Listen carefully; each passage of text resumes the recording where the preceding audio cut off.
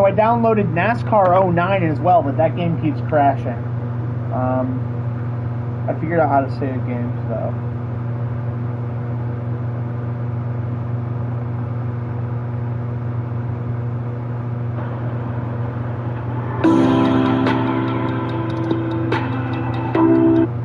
Other tabletop paper sports years ago, which I didn't enjoy at the time, which were still very flawed. They have regressed, taking certain things out of the game that were in the game before. It's all about money. It's all about, selling these DLCs and selling these packs, I mean, you see what happened with NBA Live. They continue to get shelved, and that whole market got taken over by 2K. You look at Madden, they had so many features back in the day that still aren't in the game, now. It's like 12-year-old just grabbing his parents' credit card, just swiping away, and just put it on the console. It's one click of a button. It's all about money, money, money. All people will look at for EA Sports through the Xbox One and PlayStation 4 era is how much of a fall they've had, not financially, but in goodwill and towards the community, and how much worse it could get if they really don't start to turn things around. In 1982, Trip Hawkins, an employee of Apple at the time, started working on creating his own company, and develops computer games. For some time, Trip had been working on creating an NFL simulation computer game. I think it's because I need a graphics card. I think that's why it's simulation. I think could you rent Kind of a RAM? game that was trying to recreate something plausibly from a real world adult situation. And I'm using that term kind of generously because, of course, I found the first generation of card and board games themed around sports. They were pretty inadequate, but some of them were doing some decent jobs of simulating statistical outcomes. And like I remember a little baseball game where it had these spinners, and you'd have a Babe Ruth circle of paper and put on the spinner, and he would have a big fat pie slice where if it landed there, he'd hit a home run. And we'd have another big one for a strikeout. And I would notice these little details about how they were designing and making these games. And I kind of realized that I could probably do it myself, and that really got kicked off later because I became a football fan and a football player. And there just simply was not a good simulation game about football. And so I decided to make one. So as a teenager, I was making my first game, and it was a game you played with cards and charts and dice and lookup tables and stuff. And it's still a pretty good game. I don't think a better tabletop paper football simulation game has existed before since that game.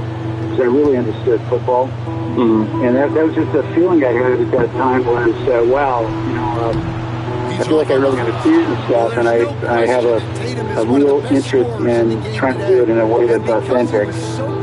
And so that just sort of propelled my career direction towards wanting to make games like that could run on computers. Originally called Amazin Software, the company eventually settled with the name Electronic Arts. Tripp and his employees chose the name because they felt that video games were an art form, and the developers, not the executives, were the artists. I realized what the potential was, and started to have a chance to work with computers in college. And, of course, one of the first things I did in my spare time on the time-sharing mini computer was create a Super Bowl simulator, and actually did a pretty good job with that. I ran an official simulation before it was an early 1970s Super Bowl where my game predicted that Miami would beat, I think it was the Vikings 23-6, and then the real game they beat them 24-7. Anyway, I just love doing this kind of stuff. And of course, I realized it was going to take a while before computers got in the home, so I started thinking about when that might be and when it might become possible to make games. Making things easy for him outside. just tuning in, we played about 2.5 minutes here in the first. I need $1, baby, $1. That's all I need. Brown outside. Shoots over Nembhard. And it's to make games like some games that would later become games like Madden football. EA's first sports game was one-on-one, Dr. J versus Larry Bird, a basketball game that was the very first of its kind. I knew a lawyer that knew another lawyer that knew the agent for Julius Erving, Dr. J. And this was the first EA sports game, and I basically had designed this game to be something practical that we could do on an 8-bit machine. And, you only had to animate 2 players, and that became Dr. J and Larry Bird go one-on-one. But I wanted to get celebrity players. And thankfully, through these connections, we were able to reach Julius' agent and get him interested. So we made it go again, and then once we had that, then it was easy to have them introduce us to Larry Bird's agent. I'm pretty sure Julius' agent knew him, and do a similar deal to Larry Bird. And so that was really the first time that celebrities had ever been on screen in a video game. And of course, it was the first time that happened with athletes. And it was a success. For Tripp's simulation football game, which would eventually become known as John Madden Football, Hopkins originally wanted Joe Kapp to be the face of the game. Once that game was successful, I said, okay, now I'm going to plan something more ambitious and really focus on football, because that's the sport I cared about the most at that time. Mm-hmm. And I had a brief flirtation with Joe Kapp, the former quarterback of the Minnesota Vikings, who at that time became the head football coach at the University of California in Berkeley. Taxes?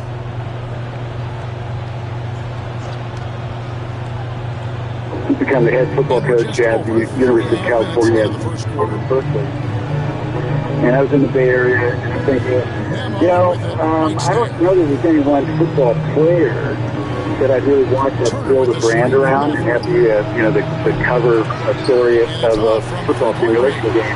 But I sure would like to have a coach help me fill in some of the design details of the game that go beyond my own football knowledge. And I thought there would be other good things that come from a relationship like that. So I approached Joe Kapp, and I was looking to just pay him a consulting fee. Really fun. And then they'd go, create the brand, and it would be an EA-owned brand, and we wouldn't have to pay anybody any royalties. But even though Joe was very interested, he then followed up later and said, I've decided I want my name on the front, and I want to get a royalty. And I said, okay, all right. If a good coach is going to need to have that kind of reaction, then I might as well go to the top of the food chain. If I'm going to have to pay royalties and to have a good coach, I want to get John Madden. Because Madden at that time, he was already, obviously a Super Bowl winning coach, great coach. Always remember, it's not the devs that are to blame, it's the corporate suits that are to blame. He was also in all the Miller Lite beer commercials, breaking through barriers and saying, hey, wait a minute. So he was super high profile and very good at what he did and very successful. And of course, he had a lot of the knowledge and insight that I needed. And by that time, it got to be pretty easy to, amongst the agents that we knew, to figure out, okay, which agencies representing him and how do we contact them. And basically I flew off to New York, met with his agent, and we worked out a deal.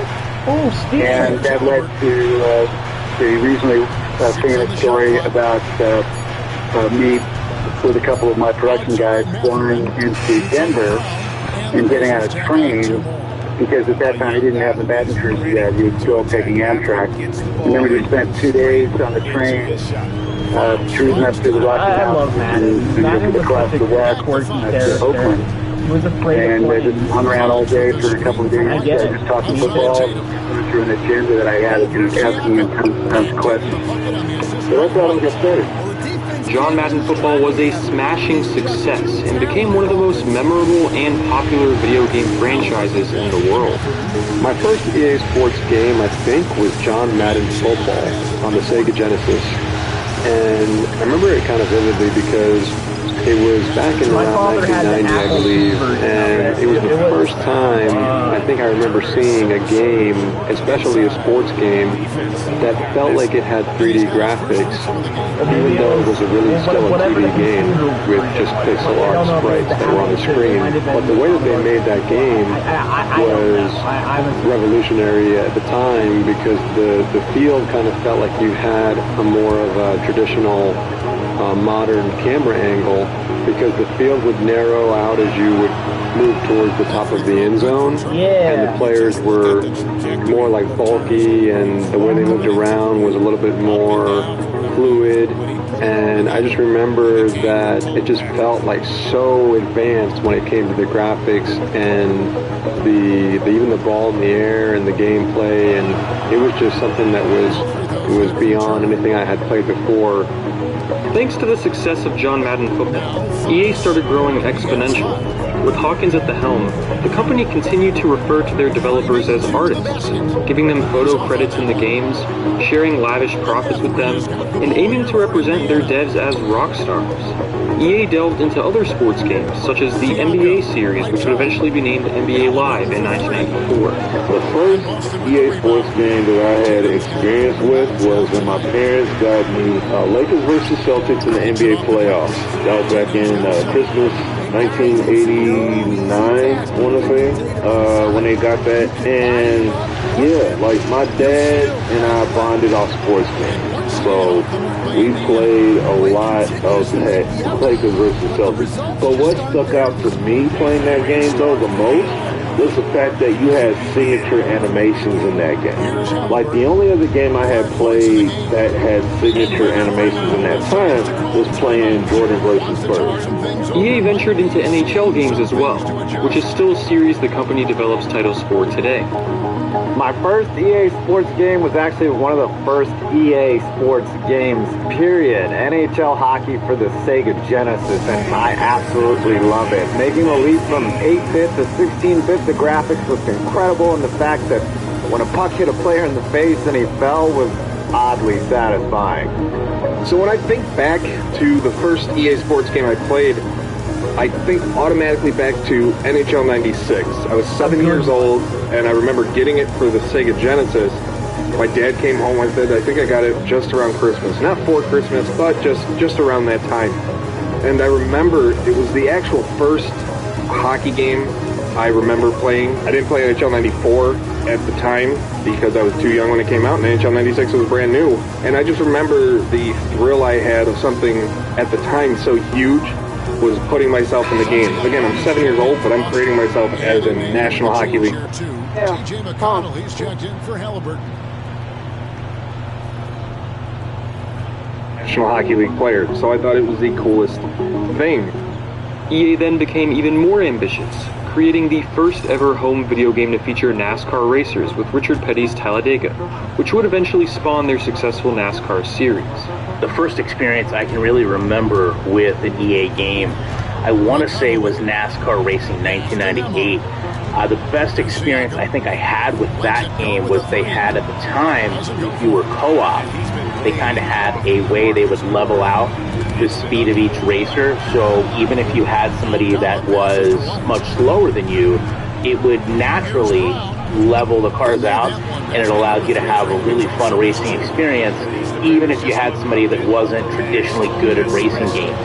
My first ever EA Sports game was NASCAR Thunder 2003. I thought that was the most perfect racing game when I was a kid, and I still hold it in high regards to this day. NASCAR Thunder 2003 is what really drew me in to NASCAR as a whole. I began watching like that about a year later, but I still continue to... My first EA game. Now remember, I'm young. It was Madden 08. Also, they're getting into the teeth of the defense. Probably considered by many to be the best Madden And the first one drops. of that era. Rebound and pass. This is why I remember playing franchise mode as a child, and it was so in-depth, and Michael Vick just crushed me every time, but still. Good game.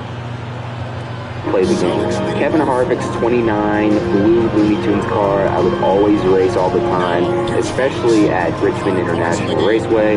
That track was so much fun to play in that game, and still is to this day. I remember winning my first ever race in that car and at that track, doing the little burnout celebrations, and then the victory lane sequences were so cool to watch. And then just overall, the career mode was cool. It was really a very immersive motorsports game. Alongside these sports games, EA continued to make games in many other genres, and was exploding as a company. In 1990, Trip Hawkins stepped down as CEO to work on his next project, the 3DO, which was, at the time, the most powerful game console ever made. He was still a member of EA's chair until July of 1994, and EA was partnered with 3DO, showcasing their latest games such as the first Need for Speed game on the console. Eventually, however, EA would drop its support for the 3DO and develop for the PlayStation, and Trip Hawkins was no longer associated with the company he created. EA continued to thrive, however, although the focus started shifting away from the developers and more towards profit and marketing. EA created a new division known as EA Sports, which was the label all sports games published or developed by EA would have. Into the 21st century, EA Sports had earned a reputation for creating high-quality sports games. Most people would argue that the peak of EA Sports was in the 6th generation era, with the PlayStation 2, original Xbox, and Nintendo GameCube being the consoles on the market. During this generation, EA Sports released games in the following series: FIFA, FIFA Street, Madden, NBA Live, NFL Street, NBA Street, Tiger Woods PGA Tour, SSX, Cricket, Arena Football, Fight Night, NASCAR, MVP Baseball, NCAA Football, NCAA Basketball, NFL Head Coach, Rugby, Formula 1, and NHL.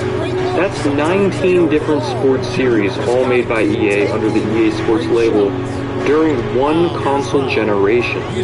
And at that point in time, nearly all of those games were unanimously praised by critics and players alike. The most commonly thought of franchise from this era is EA Sports' flagship series, Madden. My first EA Sports game was Madden 03, so I was 10 at the time. It was the first console football game I'd ever played. I played like backyard football on the computer as a kid, but nothing to the extent that Madden was. I loved it so much when we first got it. I would play with my dad. I think the first game we ever played was a 7-7 tie, because neither of us knew how to play the game, and I think we just lucked into 2 touchdowns and then couldn't score in overtime. But I started playing it all the time, especially once I got into franchise mode. It was such a deep mode at the time, and it became a game that I begged my parents to buy for me every year, pretty much on release date. I think my favorite thing to do in the game was the minicamp mode. I think I was in 03, but doing the rushing drills where it was just you and like 2 defenders and maybe you had like a fullback, I could do those all day forever. And the fact that such a simple feature hasn't been implemented into a recent Madden game is just inexcusable. That was so fun and simple, and it made franchise so much better. My first EA Sports game, it had to be like Madden 2004. I remember my dad buying the GameCube. What was that, like 2003, obviously, you know, Madden 2004. And that was like one of the first games we got for it. And obviously you had to go with Michael Vick because he was on the cover. But back then I didn't really know much about any players at all. I was a young tot. I was like 7 at the time. So a young budding Drewski, whatever the right term is. But it was really fun. I think I remember actually beating my dad. I don't know if he was just being polite because I was 7 years old, but I mean, if I was in his position, I'd probably dominate me and go up by like 40 points. Nah, he's just being nice. It was fun running around with Michael Vick, scoring some touchdowns. Good times. The old days. Back before I even cared what a franchise was or whatever. It was the simple things. It was like, Dad, you want to play this football game? Let's do it. And then we did. And then I probably broke a controller or 10 because I was a grumpy little 7-year-old. No, that was when I was playing with my brothers, not my dad. Usually good times with my dad. My first experience with EA Sports games was probably somewhere around Madden 98 to Madden 2000. I used to rent them from Blockbuster back in the day, so that's kind of showing my age a little bit. But the first EA Sports game I ever owned was Madden 2002. I got it for Christmas, and that's when I fell in love with the series, and I haven't missed a year since. My favorite EA Sports game has to be Madden. I've built my entire channel pretty much on the back of the Madden NFL franchise series, and I don't know if I could pick out a specific game. Madden 07 and Madden 08 are probably right near the top there, the pinnacle of what Madden and franchise should be, in my opinion. And I don't want to pick 07 because of nostalgia, but I mean, that was probably the most fun I've ever had playing Madden. And Madden 08 is definitely near there, if not even above that. I think Madden 08 had some more features and whatnot, but maybe just for nostalgia's sake, I would say that Madden 07 is right there at the top.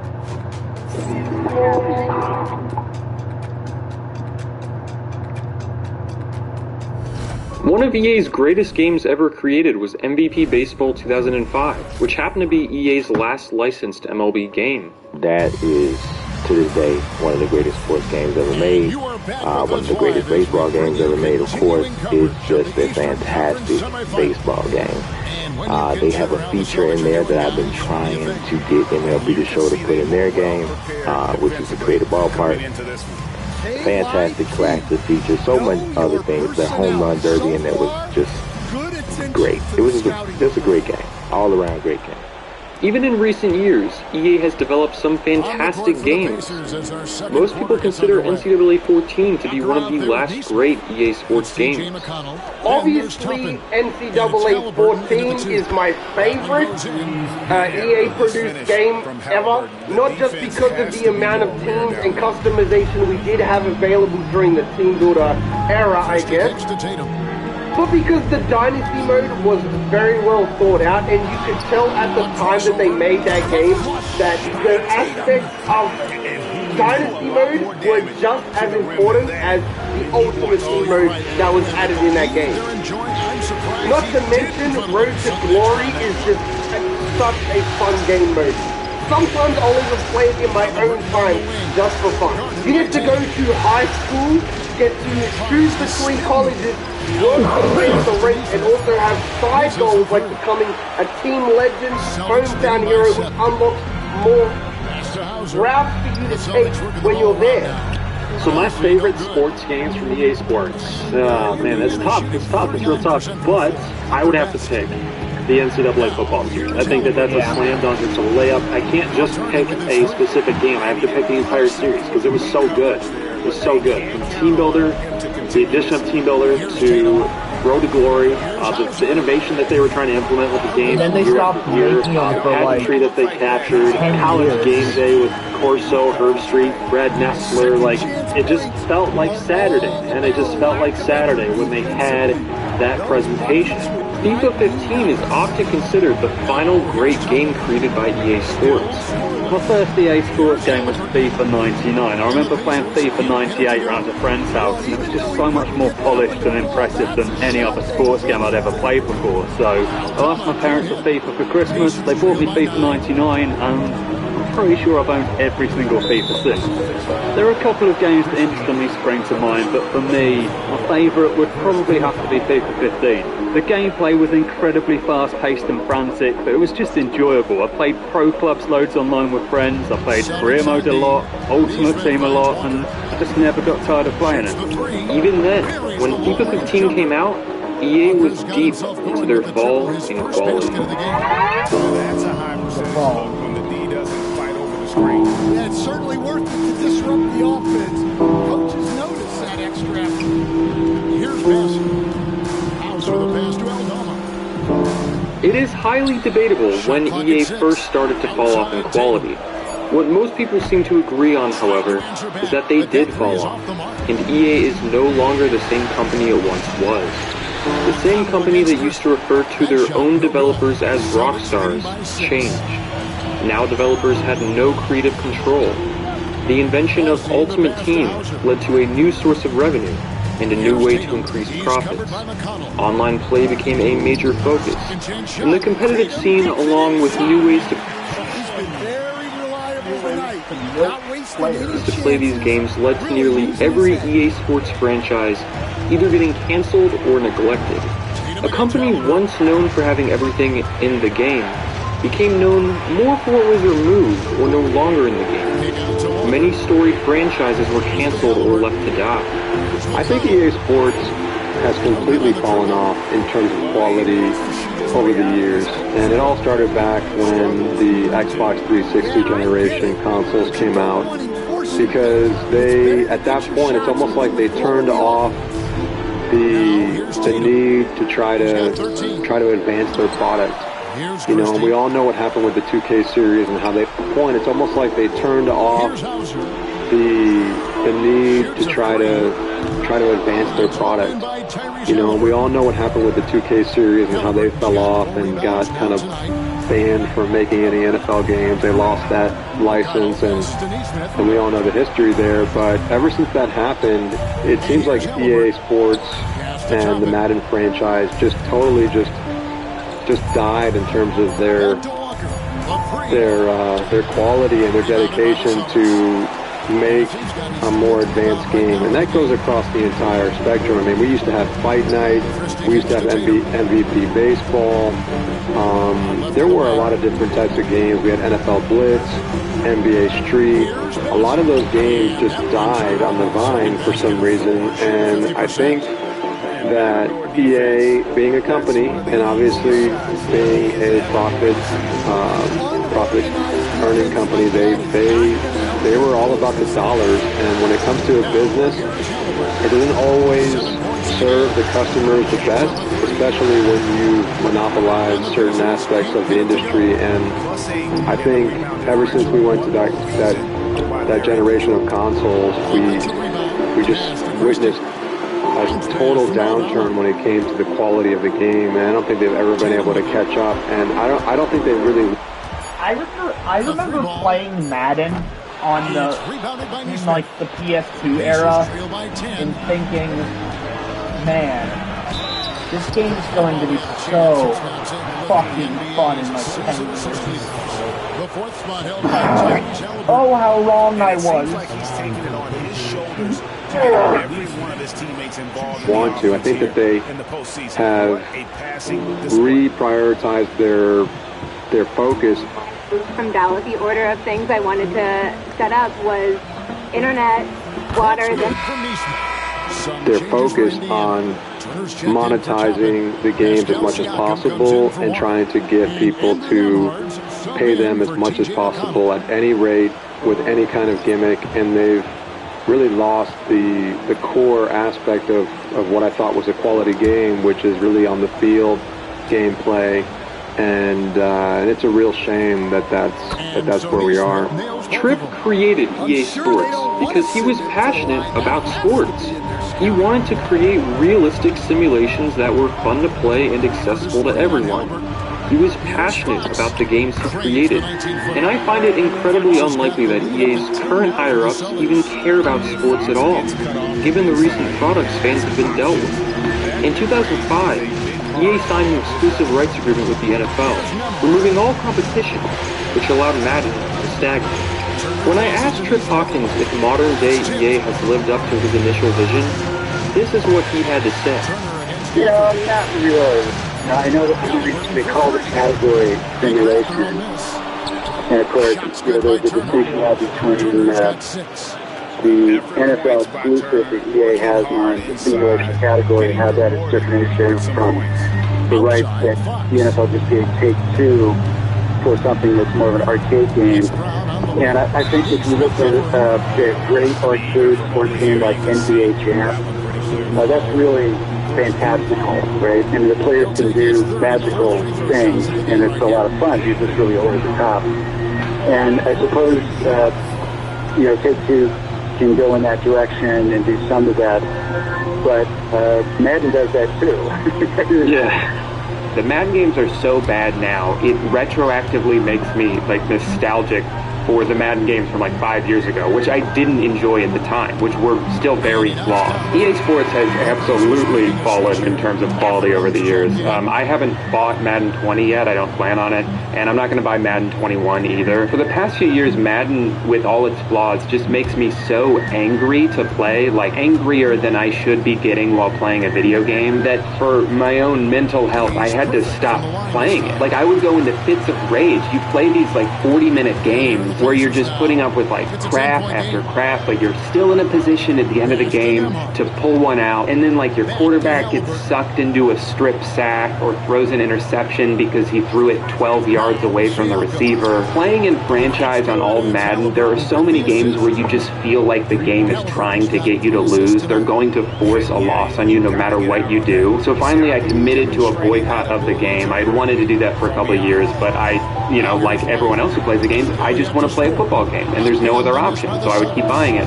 But Madden 20 was the year I just said no. Until they can prove to us that they're actually going to put any effort into making a good game, at the very least expanding franchise into a playable game mode, I have no reason to buy the game. In cases where EA didn't buy out their competition, they failed to match their competitor, as seen with NBA Live. If they had games that weren't massively profitable, they would cancel them, as we've seen with Fight Night, for example. It's almost crazy how drastically the company has changed within the past 2 decades, where there were once 19 EA Sports... Dude, me and my stepdad bonded so much over Fight Night. We would play that game. We would play this game for hours because it's so in depth. It's so brutal. It's an M-rated fighting game made by EA, which is like crazy because most of EA's games are rated fucking E. Fight Night Champion, yo, I'll check it out. Fight Night Champion was so fucking fun though. Like, Fight Night Champion was so fucking fun. It was so fucking fun. No time. Let's hear it real quick. Let's hear the beat. The man is back! I didn't think he would return, Travis. Did I hit decline? No, I hit accept. Derek White is always watching the floor for gaps he can fill, places he can make a difference in the game. Santi Aldama's checked in for the Celtics. In Indiana with a change here too. TJ McConnelly's checked in for Halliburton. Okay. And they have yet to miss a shot from the line here this quarter. Got no time. I'm tired of this bullshit. Back to McConnell. Got no time at all. Siakam with it. No time will I watch. No time will I wrist watch. Motherfucker. I'm tired saying fuck. Fuckity fuck. You look like a duck. On the wing run.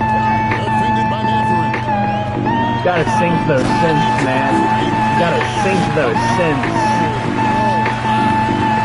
Is there a way you can quantize that?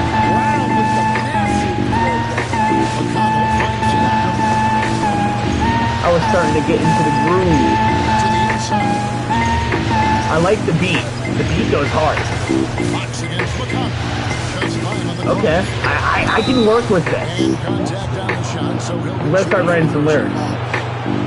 It's going to go on De'Aaron Fox. Wow, he got whacked on that one. Shouldn't be much debate there. First trip to the free throw line for him in this one. Taking 2 shots. Damn it, he left. Ain't got no time. My watch is broke. He's checked in for the Pacers. Look at you.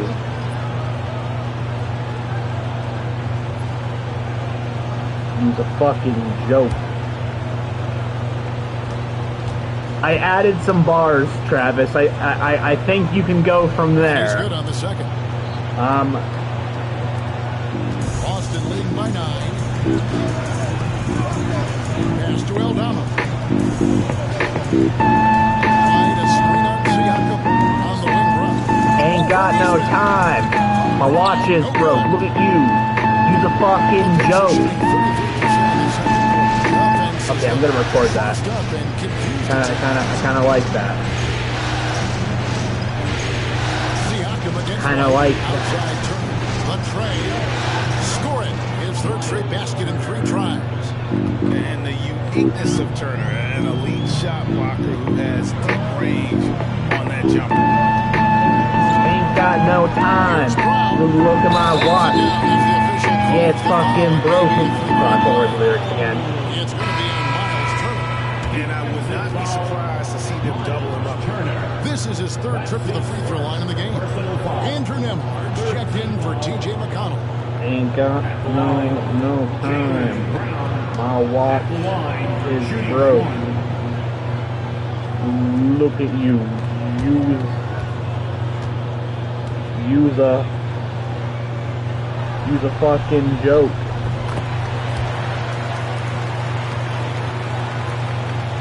Pacers trail by 9. Outside Mathurin.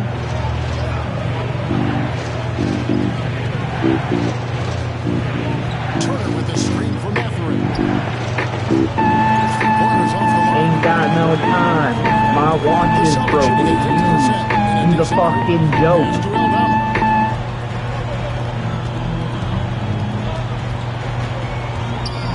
Now here's White. Brown outside. 6 to shoot. Ain't got no time. My watch is broken. You's a fucking joke. Brown gets off the floor so easily. Now, here's Siakam. You can go from there. I'm just suggesting that I'm just suggesting some lyrics. Hopefully that recorded well. No, I'm gonna re-record. Ain't got no time. My watch is broken. You's a fucking joke. From in close. Time for the headphones to go here. I gotta re-record this. Fuck.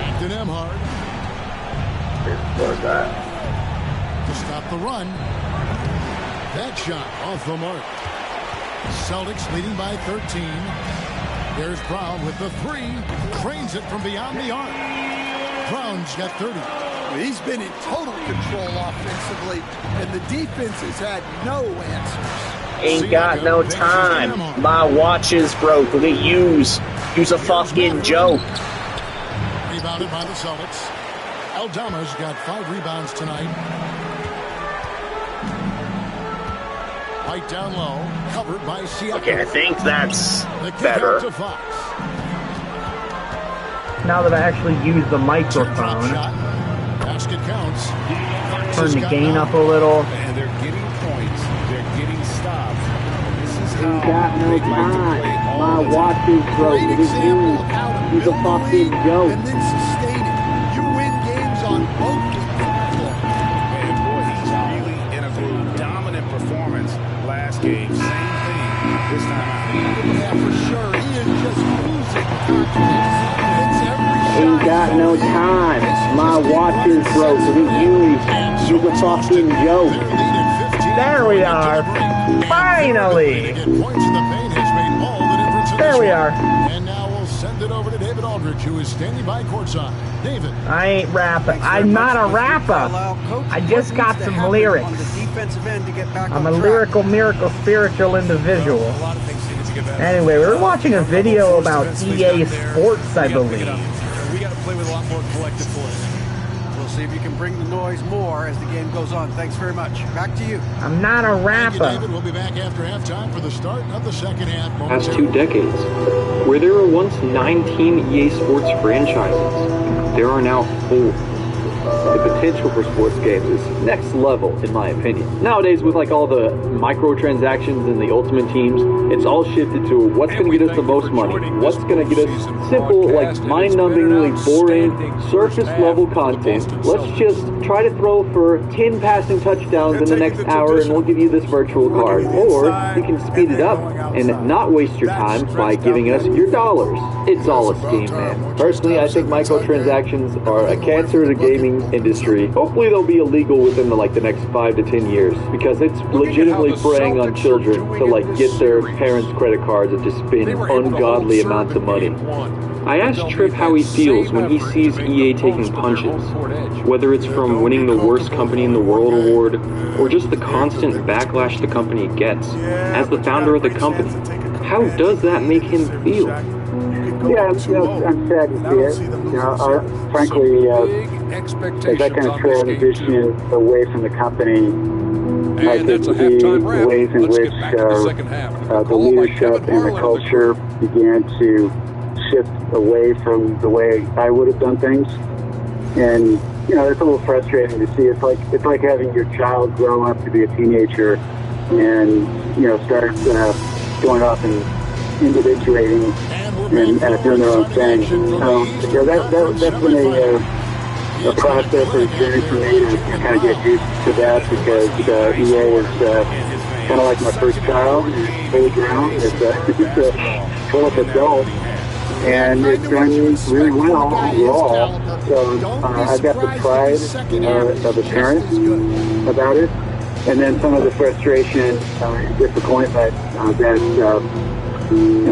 maybe it's you could have done something differently. But this is just the way human life is. Has EA Sports fallen off in terms of quality over the years? I would have to say yes. I think this goes for most sports games, but EA Sports definitely is on the worst end of this. I mean, you see what happened with NBA Live. They continue to get shelved, and that whole market got taken over by 2K. You look at Madden, they had so many features back in the day that still aren't in the game, now, and it's just kind of weird to see. Yeah, I'd say that the introduction of Ultimate Team kind of impacted negatively upon the game as a whole. If you look at the changes that have been made to career mode and pro clubs in the last 10 years or so, for example, since Ultimate Team came in, there just hasn't really been enough done with those game modes. You can understand it to a point. Obviously, Ultimate Team makes EA Sports lots of money, so they can put a lot of time and resources into it, but sadly, it's been to the detriment of other game modes, and as a result, the overall quality of EA Sports games in general is suffering. Obviously, NBA Live is falling off significantly. There don't ever be another NBA Live in one format, so that's a significant fall off. But Madden is the one that is still active, but I would say in several areas it has fallen off. It's all about money. It's all about, selling these DLCs and selling these packs, Specifically with Madden, we already know that Ultimate Team is pretty much king on there now. Franchise has been dead for a while. And in the case with NASCAR games as well, I know this is a different company, but, again, there's, just different DLCs, packs that you have to buy, blah, blah, blah. And really, it's just the level of immersion for these game modes. And really, a lot of sports titles now, it's not up there where it was in the early 2000s. Now, granted, back in those days, online play was rare. Like, we really didn't get that until around 2004, 2005. And then, once we graduated to the next-gen consoles, well, the next-gen back then consoles, PS3, Xbox 360, that's when I really noticed a shift. It was really leaning towards, more online gameplay, rather than, these game modes having the levels of immersion that they did back in the day. On the PS2 and the Xbox, you definitely needed to have those game modes, they needed to be as immersive as possible. Because there was no other options back in the day, really. There wasn't really online play until, a few years later. Well, ever since we moved to the 360, or the PS3, it just has not been the same. Now, we're talking about 2 generations removed going into the next one, but I think that, it's all about money, money, money. It's not a situation to where they're just trying to put out a quality product, in my opinion. They try to do some things to do it, but I think they're more driven towards the money side, to the point where now we're looking at basically you have MUT and tournament guys are basically running the show, and that's what makes the money. Yes, EA Sports has fallen off in quality, 100%. There's no doubting it. All they really care about these days are the microtransactions, the Madden Ultimate Team mode. That's the thing that gets all the attention, and now it's all like these wacky modes being, promoted by rappers and singers and players themselves. These modes that have nothing really to do with football or side football stuff. You've got a situation where so many different people come in and out of the AI in NHL. Even if they have solutions they want to execute, it can easily get lost because you have so many people trying to decipher what may not always be very clear. In addition to that, you've got a company that is really in the industry rather entry level. So they're going out and they're bringing people in that in some cases are just looking to build a resume for themselves. So if you're starting out and you want to get an entry-level programming position, you may find yourself at EA just trying to build a resume for 2 to 3 years and move along. While that may be great for the individual, the problem while they're putting Madden programmer on their resume to move forward, they may not have the expertise of dealing with code that what many of us believe is years old. You know how long it took me to get to the playoffs? What is coming down from a designer in terms of telling them what they need to do. And I think no matter who you have there at EA trying to overall design the game, unless you can get it relayed to a programmer who's capable to do that, it's not going to matter. I think one of the big issues is that EA just does not have the capability to go and get the best talent to fill those roles, pay that price for those people, because in many cases they've already been to EA, moved forward with their careers, and don't see value in working there any longer. Nighttime finally here about already quitting. Bang! So it's no secret that I've been trying to quit vaping for moved forward with their careers and don't see value in working there any longer. Now, I'm not going to once blame the actual developers working on the games because I come from a software development background. I know how hard it is to build out software for people to use that's going to be sold. They're building what they're told to build and how they're told to build it. All of this, to me, goes to the decision makers and the powers that be, and I blame, personally, the rise of Ultimate Team, as does a lot of people. But ever since that mode was introduced to EA Sports games, I feel every other mode that people have fallen in love with over the years has been thrown on the back burner or cast aside, never to be seen again. It just drives me insane when I see people complain about Ultimate Team, and it's like, franchise hasn't received any update at all in nearly a decade. A decade! I think it's almost indisputable that EA Sports has fallen off in terms of quality, right? I think a big problem circulating with EA right now is there's a lot of passionate people that have worked their careers to get to the jobs that they're in right now, working for EA. The problem, I believe, is the higher-ups not letting them have the freedom to implement the features that the true fans want. Basically telling them what the direction of the game is going to be, and oftentimes a direction that is to maximize revenue, which is just really unfortunate because I really think they have the people in there that can accomplish a lot of the things that we're asking for, but there's a huge disconnect between what the fans want, the people actually working on the game, and then the people in charge of resources and development of the game. And I would really point to that being the biggest problem, and I really hope we see a change in that in the future. I think one of the problems with a topic like football is that it is extremely challenging to simulate it perfectly. You've got to get, just for starters, you've got to get the physics right.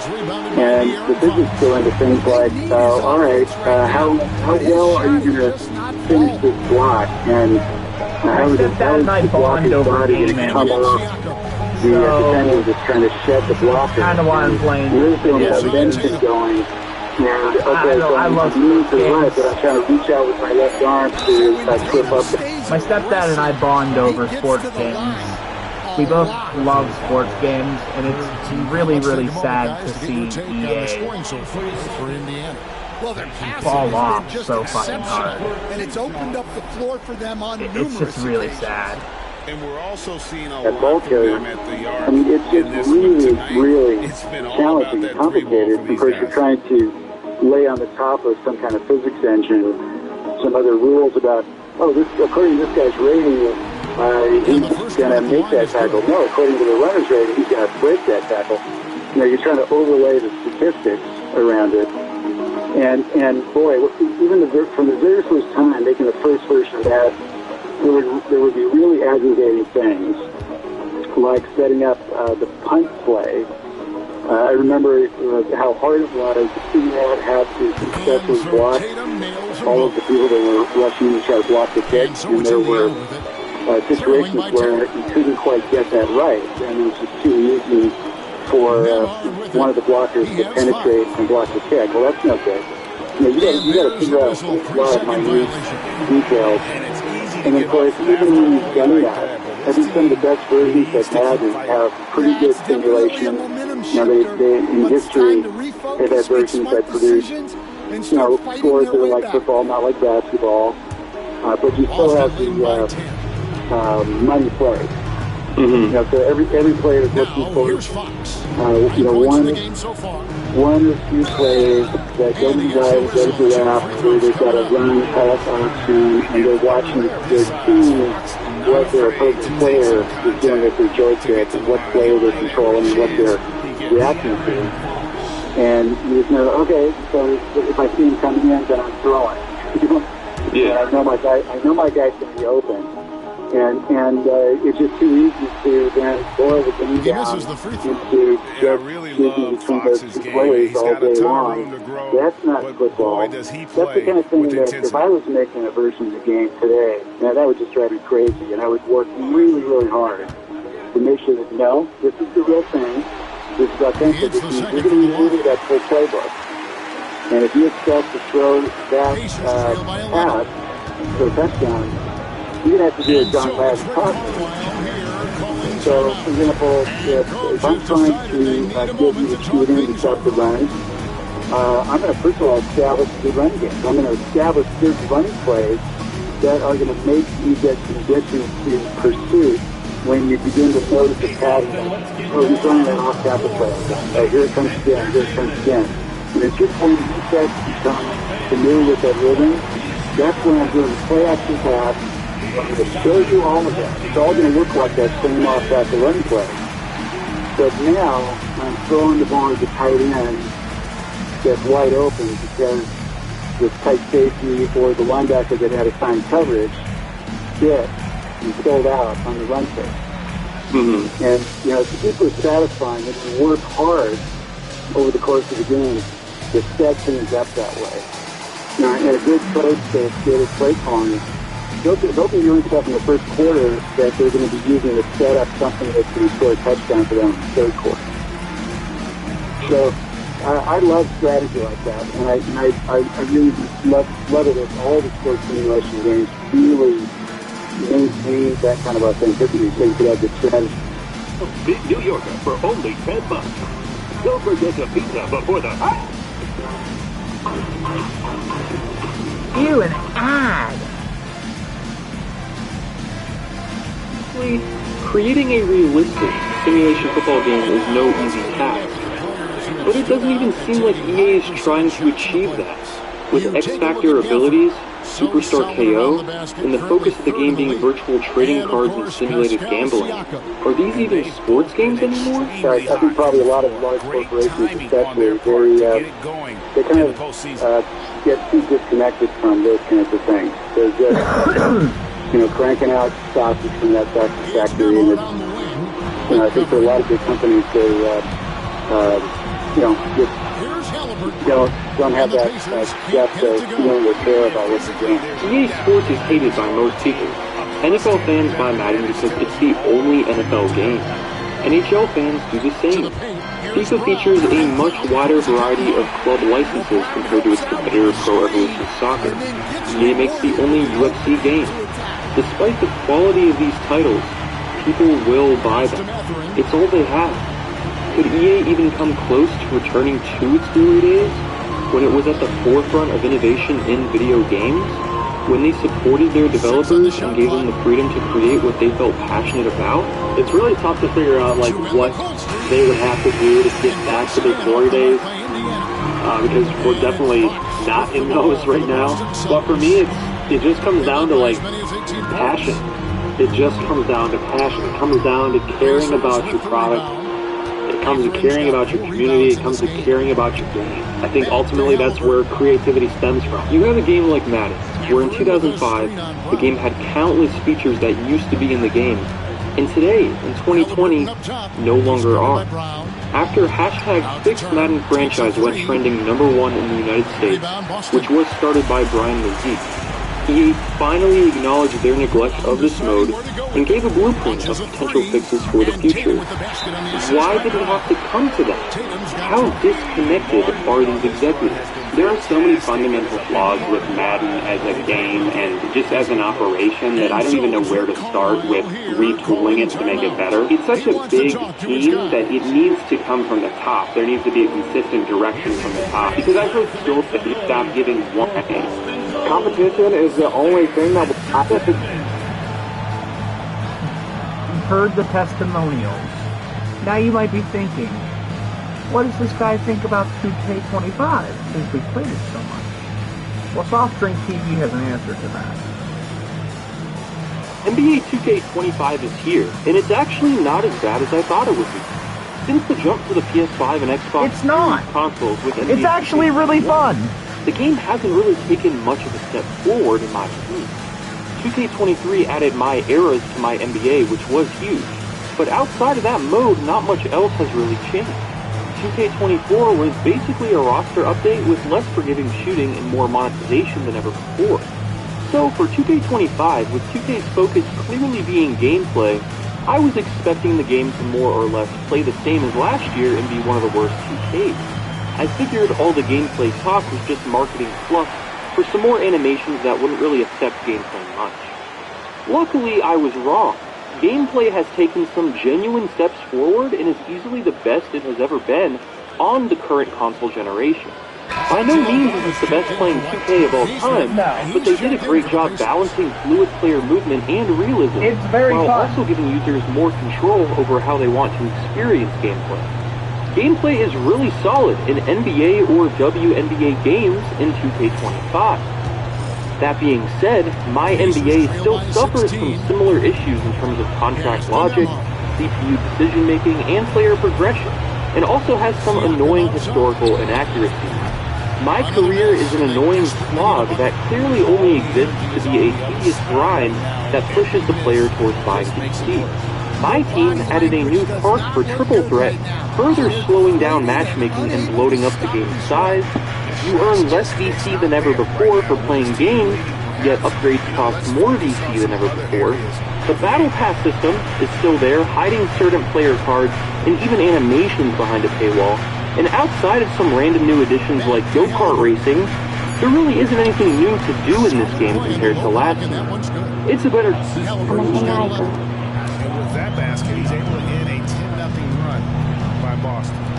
They're game than 2K24 thanks to those gameplay improvements, but it's just as money hungry, if not more, and the majority of the game modes are either untouched or try and push you towards wanting to spend more money on this fully priced video game. Keep in mind that I am not a competitive NBA 2K player. I mostly play offline unless I'm playing with friends. My most played mode in the game is my NBA, not the city, and not my team, so my perspective on the game might be different than someone who only really plays online.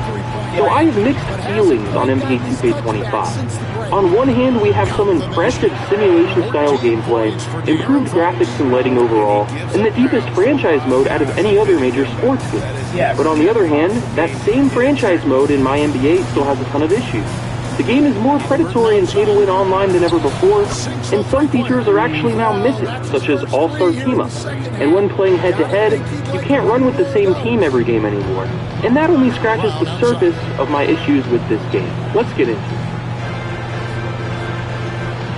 Gameplay is the best part of NBA 2K25, but it's at its best on an actual NBA or WNBA court. Player movement is faster than usual, especially on defense. and player models shrunk just a bit to more accurately scale to the court size, which helps with spacing and gives you more room to work with. Shooting is much better than last year thanks to the new shot timing profile. Difficulty-based might be the best choice for those who struggle with shooting, as you can practice shooting at a lower difficulty and work your way up until you find the right level of challenge. Normal risk-reward makes shooting similar to how it's always been, but the new low-risk reward option makes it so you can still hit a poorly timed shot by taking player ratings into account more than users' skill. High-risk reward is the opposite, and best for all-match play. The new shooting mechanic, Pro Stick Rhythm Shooting, is my favorite way of shooting now. You flick the right stick down and then all the way back up, timed with your player's release. I found this the easiest way to greenlight shots, and the motion itself is very authentic to shooting an actual basketball. I think it's a good evolution of the mechanic compared to holding square or just releasing the right stick. Having to follow through with the shot feels really good to me. The shooting meter, however, is kind of weird. The 3 options you can customize aren't close to shooting meters from previous decades. The arrow is the closest one, but it's just not very easy to see or time. I prefer using rhythm shooting and looking at the player's shot itself rather than the meters to time a shot. Signature Go-To Shot is a really cool new feature as well. Holding up on the right stick starts a sequence for the player that eventually turns into an off-the-dribble jump shot, and you release the stick to time it. I found it really fun trying this out with different players and seeing how authentic the animations look for guys like LeBron James or Kevin Durant. Dribble moves are also more varied depending on the player, and while they are fast and fun, your player gets fatigued pretty quickly, so it ends up not being cheesy. Gameplay still suffers from CPU logic issues and poor spacing at times, but player movement, shooting, and overall animation quality and variety has taken a massive step forward. Players play more authentically than they ever have. It plays kind of like older 2Ks, like 2K15 in terms of the fluidity of player movement, but has a much stronger penalty for fatigue. Subscribe to Soft Drink TV. It has a similar fun factor.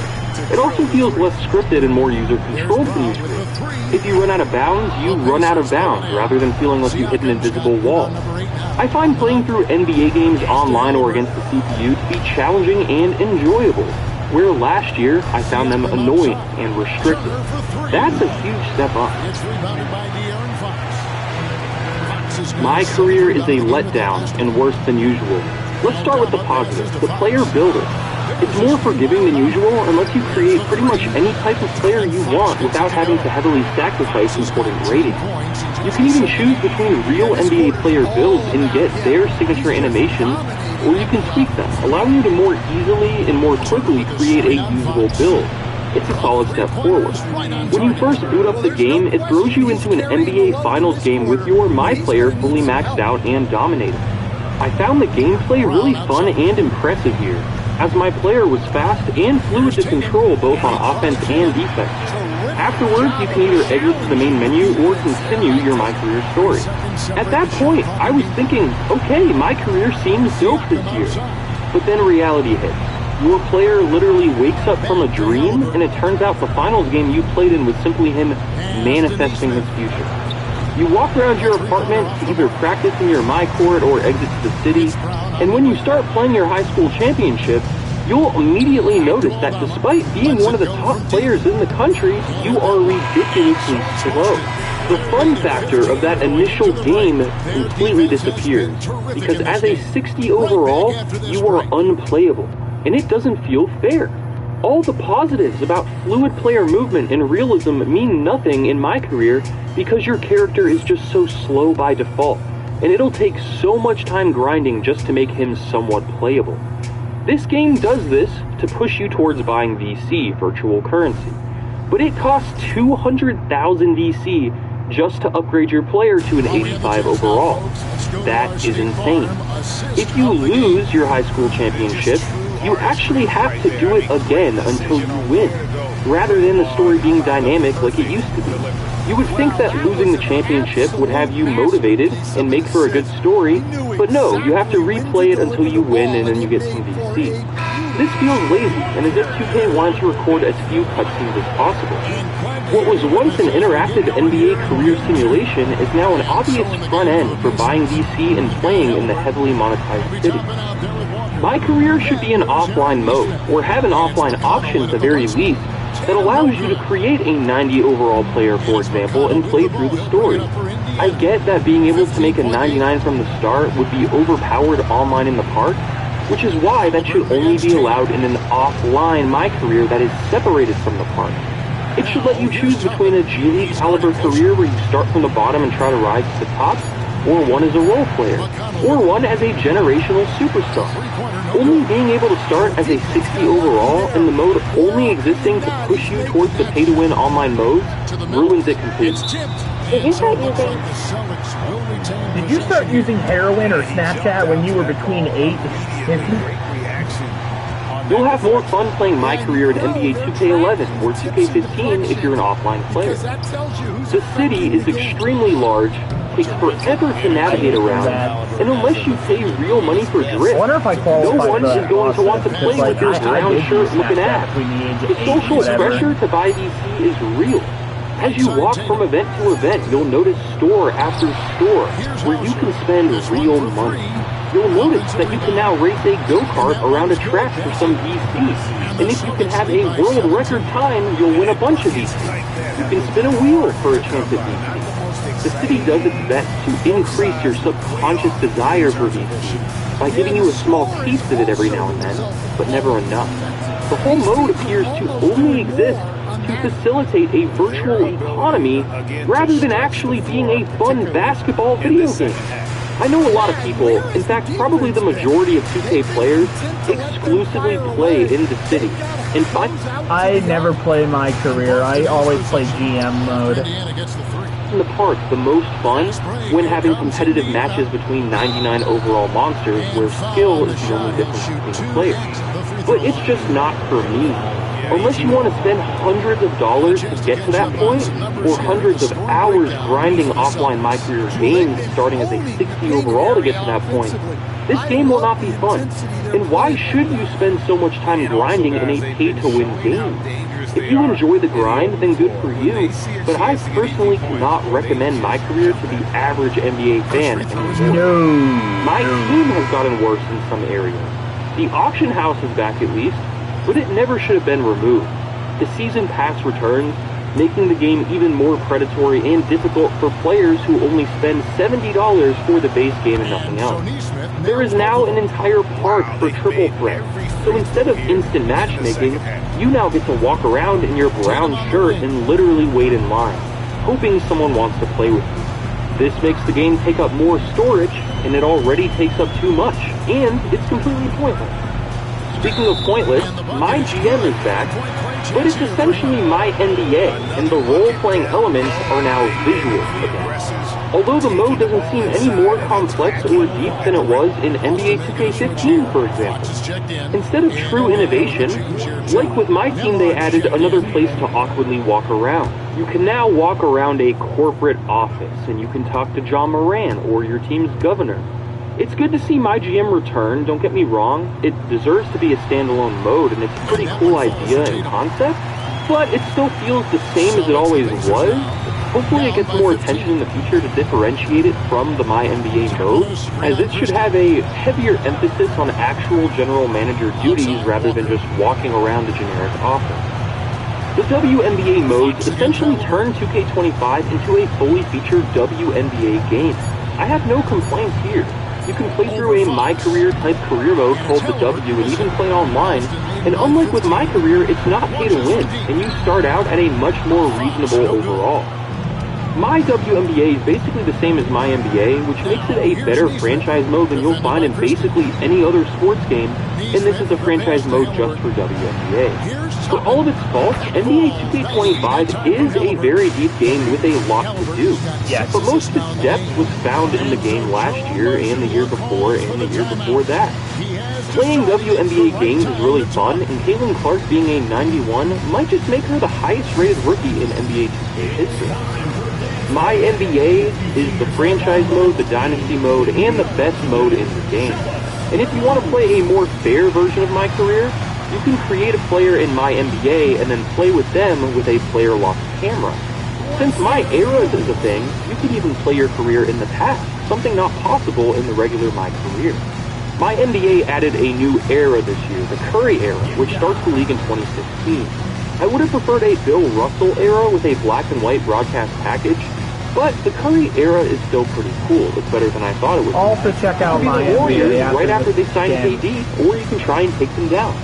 As cool as the My Eras feature is, this is the third year of it. You'd expect there to be more player licenses, you should be able to pick any starting year, and a ton of core issues with the mode should be fixed by now. Instead, they added farewell tours for retiring players and the FIBA tournament. Still no bubble in 2020, and the mode still suffered.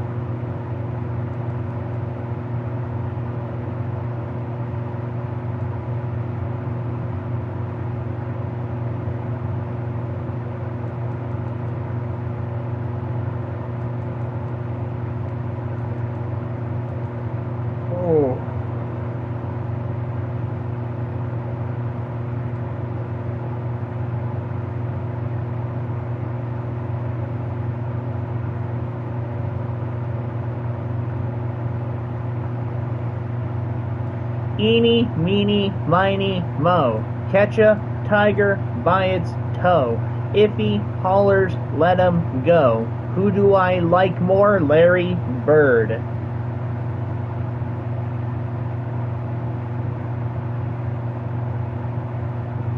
The 80s. Let's set up our options.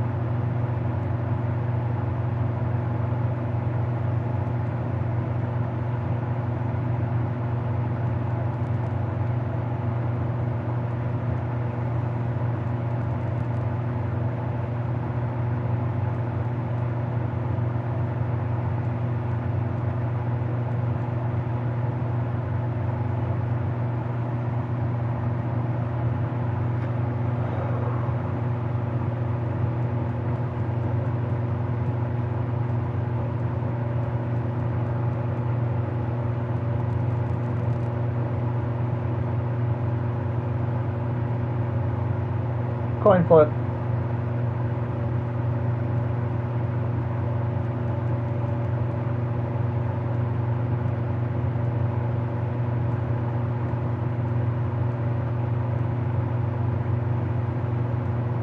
So I can choose a team. You know who I'm gonna choose, right? You know who I'm gonna choose. My boy Larry!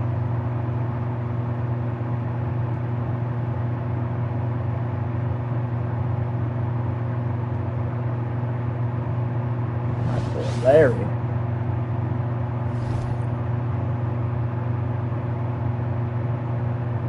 Here are some of the major changes happening in this era. Ooh, vintage 80 era. We'll use the 84 draft class.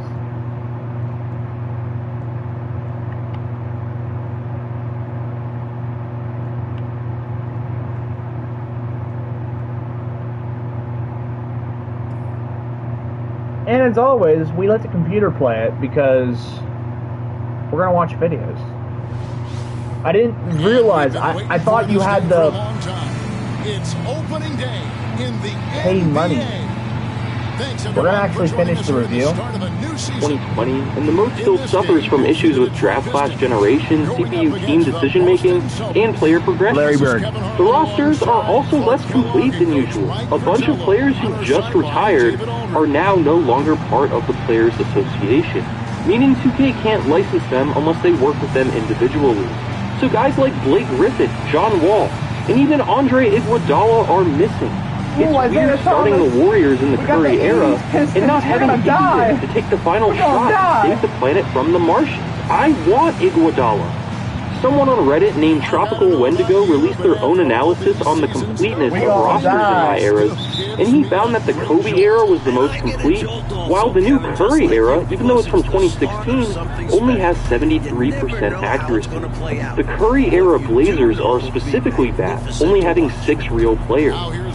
This PS5 version of the game is now on PC, so I'm sure mods will eventually come fixing these rosters, but for console players, the licensing issues are pretty annoying. There are issues with historical inaccuracies as well, such as the 2016 Hornets practicing in a Bobcats-themed arena.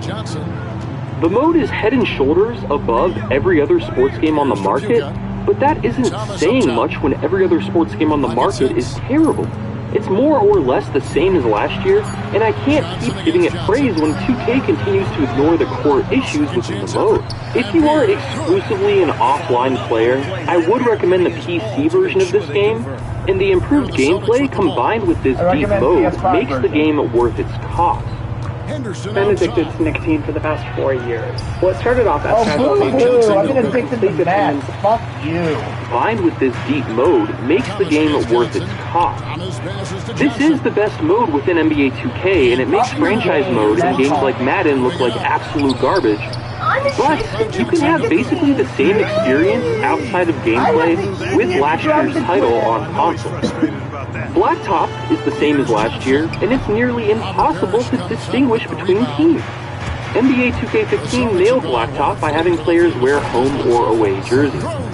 What happened here, and why is this a headache to look at? Finally, online head-to-head has regressed. You can't play with the same team every match anymore. 2K did this to stop people from only using the most meta teams every match, but this means if you're a fan of one team and only want to play with that team online, you won't be able to every match. Also, All-Star Team Up is gone. I used to love playing that mode with friends for a free and fun online match with 10 real players. Why was that removed? Overall, NBA 2K25 is an incredibly deep game, but it's not that much deeper than last year, and the game modes themselves are incredibly flawed. Presentation is a mixed bag. The old 2K pregame show with Shaq, Ernie, and Kenny the Jet Smith is now completely gone. The scoreboard is like last year, where it takes up the entire bottom of the screen, and yet the scoreboard elements are flushed to the left, creating a ton of dead space on the right that the game uses as a ticker. I think a normal-looking scoreboard with a separate ticker that occasionally pops up below would be much better. This scoreboard does not look authentic to a real broadcast. Commentary is the same as last year, as is presentation altogether for the most part. For a sports game, it's pretty good, but it's been more or less the same for years now. 2K was once pushing the genre forward with presentation, but now it seems like they are content just leaving it untouched until another sports game can top it. This game would be so much better right now if it had competition. We need NBA Live or NBA Street to return. The broadcast elements are a little weird looking and use strange colors, but when playing older games through my eras, the presentation packages change to match that era, which 2K has been doing for a few years now, but it's still really cool. Other sports games don't do this. I do find it annoying, however, that shot feedback and your player stats in the top right don't match the era. They stick out pretty bad. The main menu is pretty basic and boring to look at, and pop-ups for My Team or the Season Pass appear, and the button to disregard the pop-up is almost hidden, while the option to click through the ad is front and center. This makes the game feel cheap and like a cash grab. The game has some glitches already too, in terms of polish. In my career, numerous people have experienced their player being copied and sharing the floor at once, so you'll see 3 of the same guy on the floor. There are frame rate issues in the city, some morphing and shoppiness all around, the usual server issues of course, and overall, it's not the most polished game, but the NBA on-court experience is the game at its best and most polished. Replays of players running down the court after a shot look better than ever and less awkward than before. The soundtrack is pretty good as well, mixing old songs and new songs together across numerous genres. I have no issues with it, and presentation overall, like I said, is a mixed bag. Overall, NBA 2K25 is more annoying than usual in terms of my career and overall monetization, but I have to give the game credit for taking some big steps forward with gameplay. This 2K plays way better than usual. This game would get a not good from me if not for gameplay being such an improvement, but it is an improvement. That said, 2K doesn't feel like it's really come a long way over the years, and it really seems like they are coasting by in most other areas in the game, banking on hitting revenue goals from addictive microtransactions rather than by selling a good product. I am feeling a 5 out of 10 for NBA 2K25. There's a really solid NBA game here, hidden behind layers and layers of microtransactions and unnecessary bloat. I wish 2K would focus less on go-kart racing in the city and more on making NBA 2K the best NBA licensed simulation basketball video game of all time. But that won't happen without competition. This game is not worth $70, but I would say it's worth about $35 on sale. Playing through my NBA in any of the eras with the improved gameplay will be a blast overall for offline players. If you're an online player on the fence, unless you want to play one of the most predatory and pay-to-win online games out there, your time is better spent on a game that actually respects the intelligence of its player base. You'll either have to grind for way too long or pay hundreds of dollars to have a good time in most of these online game modes. Yep. And now the worst entry in the game. Hey, how's it going? Chris Pratt here. Hey, how's it going? Chris Pratt here. I'm going to tell you about something that you need to do. Pray.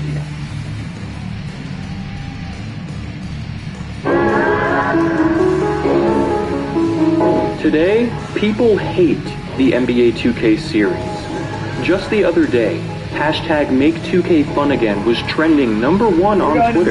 2K has built up this reputation of being money-hungry and greedy, featuring predatory microtransactions and pay-to-win online gameplay, and rightfully so. This reputation stems from 2K18, one of the worst sports video games ever made. And while 2K18 had plenty of depth and things to do in the game, the awful gameplay and hyper-monetization of my career led to such a disappointing title that despite fixing most of these issues in newer titles, 2K's reputation is still dragged down by this game. For example, I have seen countless people on Twitter mention that 2K is worse than EA, for example, because they charge you VC for haircuts.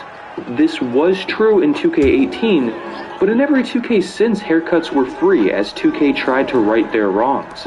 Now, I'm not trying to say 2K21, for example, is perfectly reasonable with its microtransactions, because it's not, and I criticized this in my recent review of the game. But it's telling that people hate on 2K for things that no longer apply. It seems like 2K18 was so bad that a ton of players decided to quit buying 2K games altogether as a sign of protest.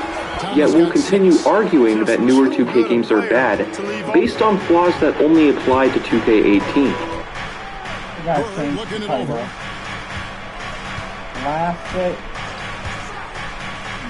from the wing. He hits the back iron and sinks the shot. He has 6. Sometimes there's just nothing to 2K18. 2K18 was the catalyst that really started the trend of bashing sports games. The problem with 2K18 was that 2K tried to push the envelope as far as possible in terms of maximizing revenue.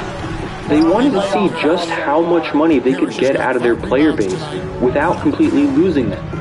Obviously, 2K went too far, and with gameplay that was nearly unplayable, they lost the loyalty of a large percentage of their player base.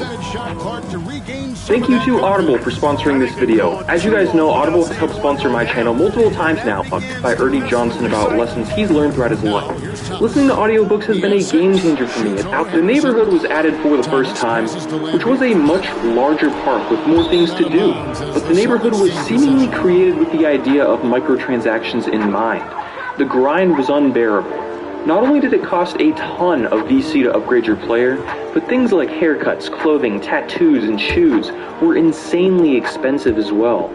As a rookie, you barely get minutes in games, so earning VC by playing through your games was basically a lost cause in your first season. This game wanted you to buy VC, and it made the grind to become a good player as difficult as possible without doing so. Playing games in the neighborhood really showed how big of an issue this was. You could tell when you were playing someone who spent money on the game, because they'd be a 99 overall player, but play like trash. If you didn't spend money, however, no matter how smart you play, you really stood no chance.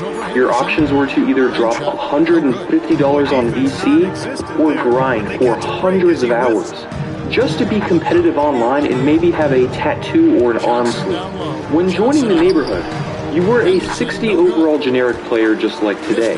No one is going to want to play with you because you are a complete liability with your lack of skills.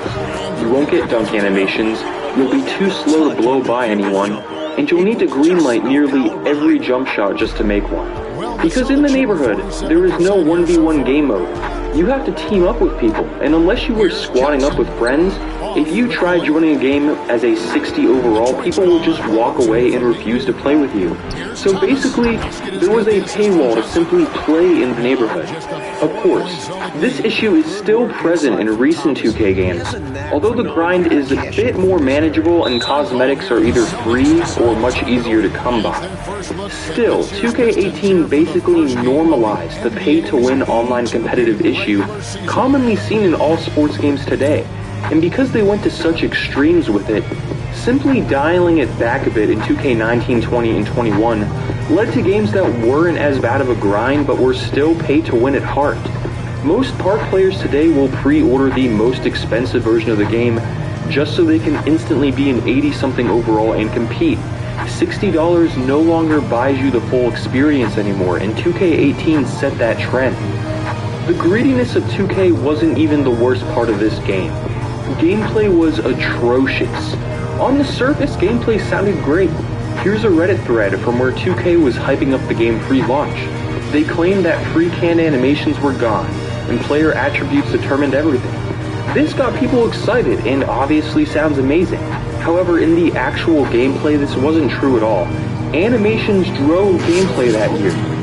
Nearly any player, regardless of their attributes, could blow by any defender.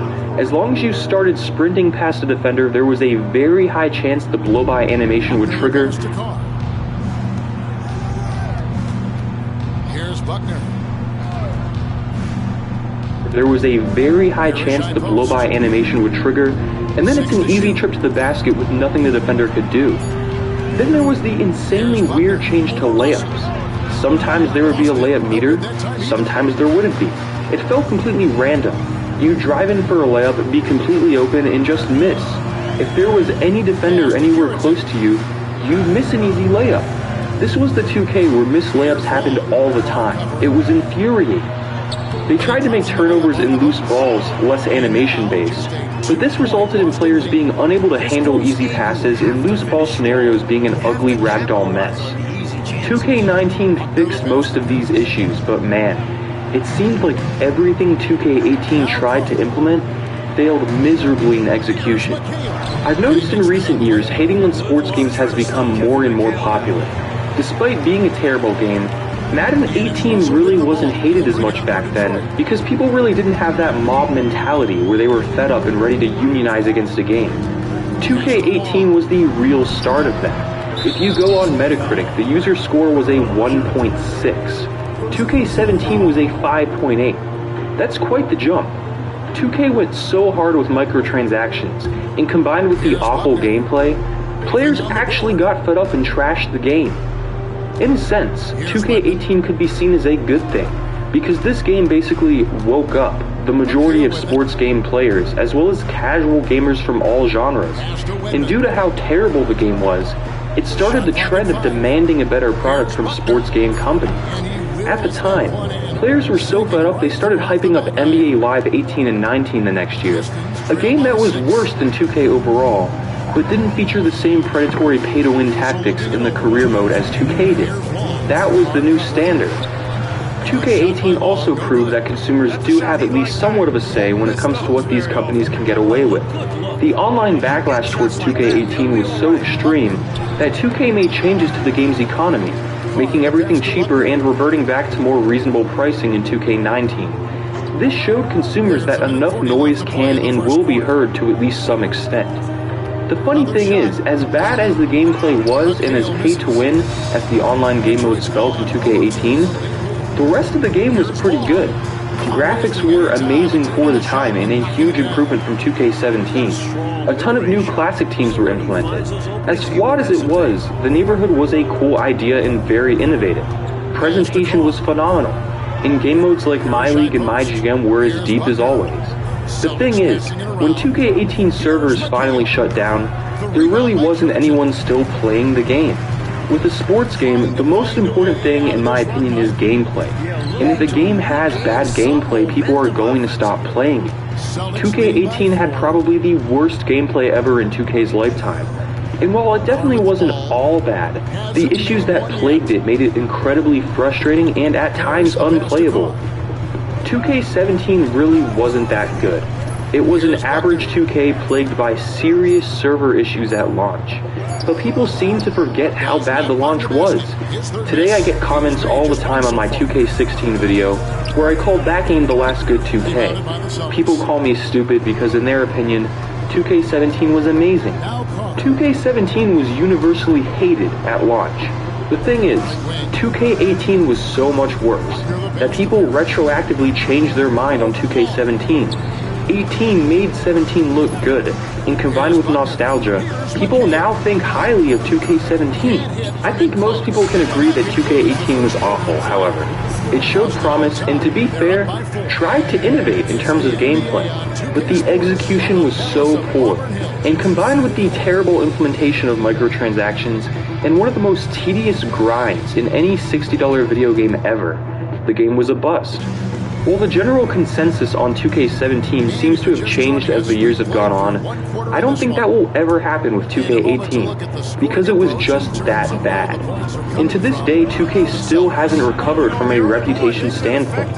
The new NBA 2K games are some of the most hated games ever, and it begs the question, if 2K18 wasn't such a mess, would 2K's reputation today be any different?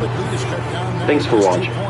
If you're Thomas getting exactly what he wanted there. That's a high percentage look for him. Really nice looking stroke. It's still so wild to me that we built an entire electric global telecommunications network, one that would let you send a message from Texas to Algeria in a couple of minutes before we'd even seen the entire globe. Obviously, there were big chunks of it that we weren't too familiar with until recently, like Antarctica, but even if we couldn't accurately map it in detail a couple hundred years ago, we at least knew it was there. We cannot say the same about Severnaya Zemlya. Time after time, explorers and surveyors were in the general vicinity, but they just totally whiffed on it. They never sailed close enough to notice it. It wasn't until 1913 that a Russian expedition finally caught a glance. These islands combined to form a landmass larger than the state of Massachusetts. We got well into the 20th century without having any idea it was even there. So it feels a little out of order that more than a half century prior, in the mid-1800s, we built a worldwide telecommunications grid that was well on its way to reaching every populated landmass on the planet. But if you've ever taken on any kind of home improvement project, you might be able to relate. Do stuff out of order, you don't read the instruction manual, or if you do, you don't bother to give it a cursory skim before beginning. You don't learn or plan, you just jump right into the fun part. Maybe I'm projecting, maybe that's just me. But that's often how these early telegraph companies did it too.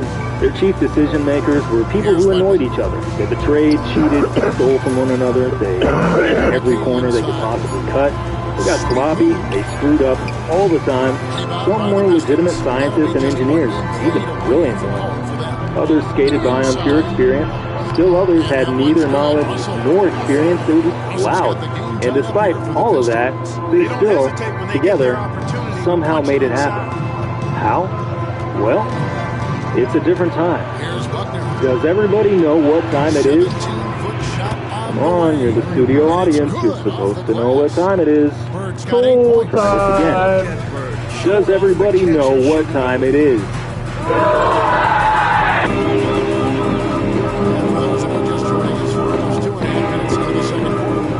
Within every last sketchy business partnership, every spin for tools, there was always a Tim the Toolman Taylor, an impulsive, self-centered tryhard who, despite his crafted everyman image, suspiciously felt most comfortable in a necktie, who regarded his identity as a performance that needed to be maintained and strung along between every waking moment and the next. And there was always an Al Borland, a mature, highly proficient, even-handed, and counterbalancing figure whose identity was effortless and casual as your favorite flannel shirt. What Al would build, Tim would tear asunder for Al to put back together. Strangely, they often needed one another, sometimes even liked one another, but in the end, in every case, there was a winner and a loser. Some became legends, institutions, principles, units of measurement were named after them. Statues were made of them that still stand to this day. The Kelvin. And as for some others, I don't think so. Try to keep track of all these simulations. Make sure one is not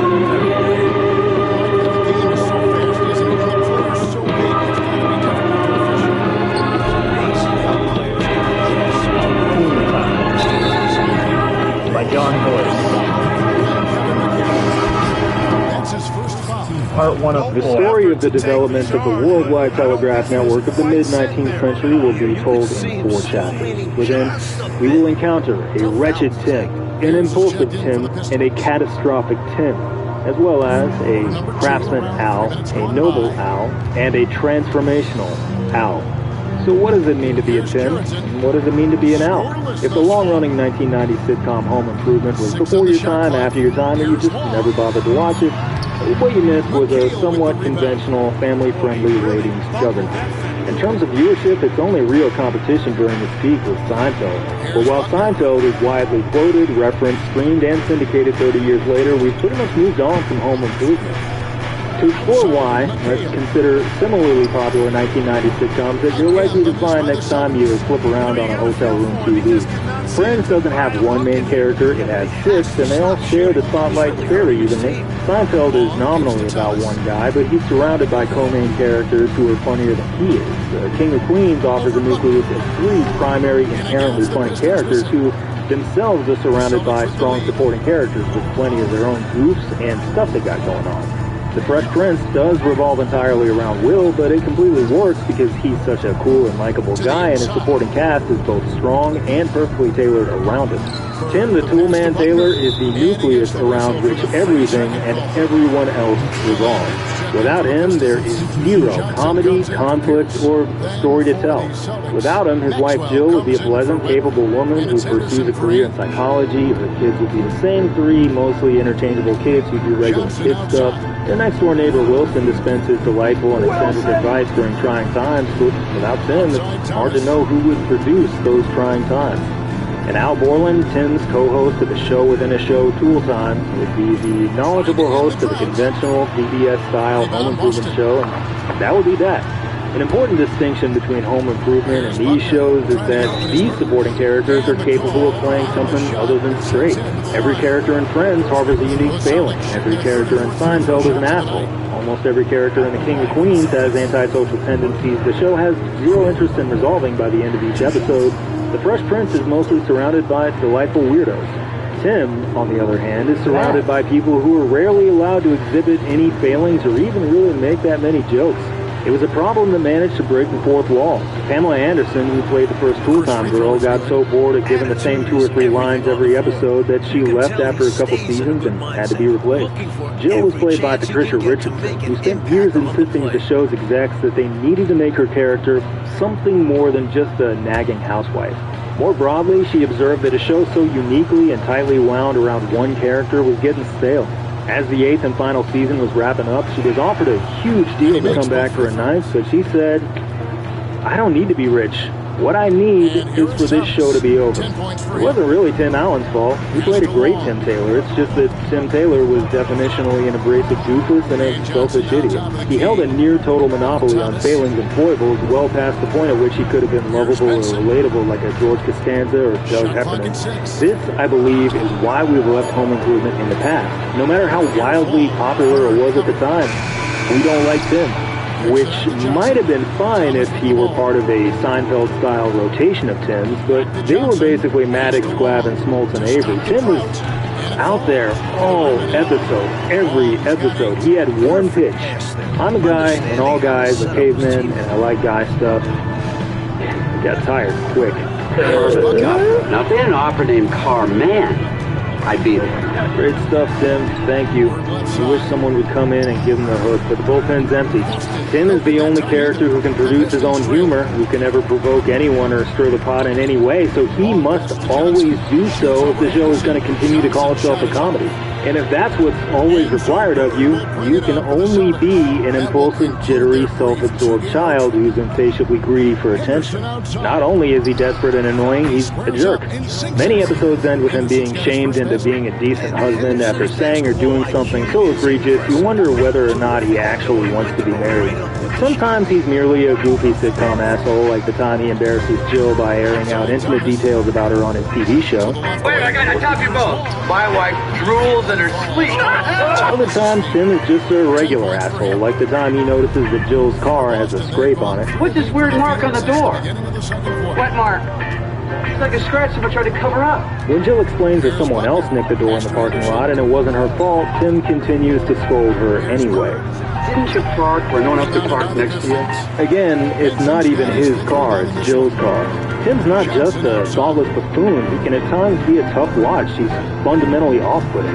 As we saw there, and as we'll continue to see, he's sometimes just plain mean, often making completely unprovoked and hurtful digs at the people around him who love him and care about him the most, such as Al Borland. Good old Al. Love him.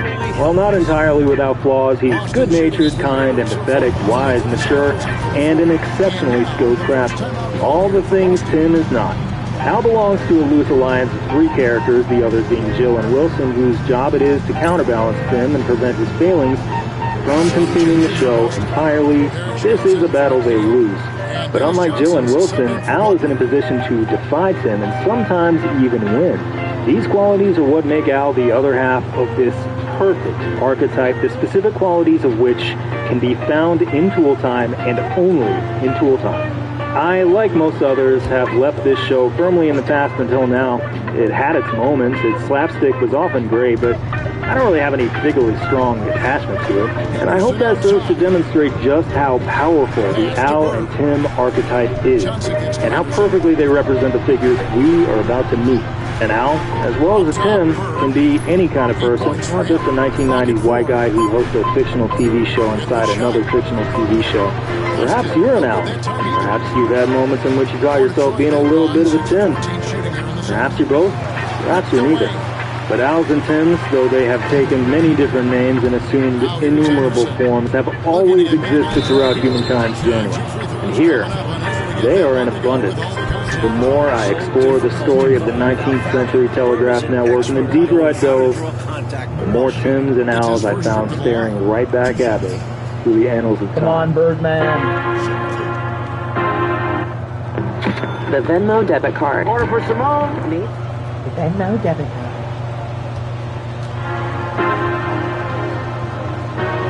Samuel F.B. Morse is celebrated as the father of the telegraph, which would make him one of the most consequential figures of modern times. Sophisticated communication is one of humankind's definitional qualities. Another is the tendency to migrate and spread across the earth. Naturally, then, for ages, we've obsessed over the concept of instantly communicating with someone who's really far away. And our solutions are welcome reminders of how ingenious we're really capable of being. In the 9th century, the Byzantine Empire did some Lord of the Rings type stuff, or rather, Lord of the Rings did some Byzantine Empire type stuff, developing a network of bonfire stations on distant mountaintops that would communicate one basic message or another depending on what time of day they were lit.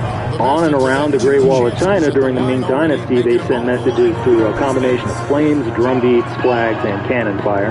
People in West Africa developed what were called talking drums, which produced a sophisticated array of sounds that could actually emulate syllables and vowels. They were loud enough to be heard the next village over, and communicated anything from calls for a meeting to imminent threats. Of course, these solutions were limited by how far someone could actually hear or see something. In 1820, Danish physicist Hans Christian Ørsted discovered conclusively that electricity is up to something a little bit more impressive than simply getting really hot and creating sparks.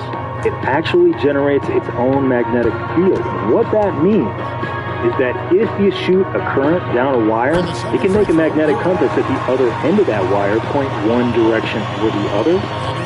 That wire can be really, really long, and it will still do that. Oh, baby. One of the earliest attempts at harnessing this phenomenon for the sake of communication was London's Cook and Wheatstone telegraph, a true testament to the idea that warp technology is cooler. It'll soon be outmoded, but in 1837 it's the best game in town.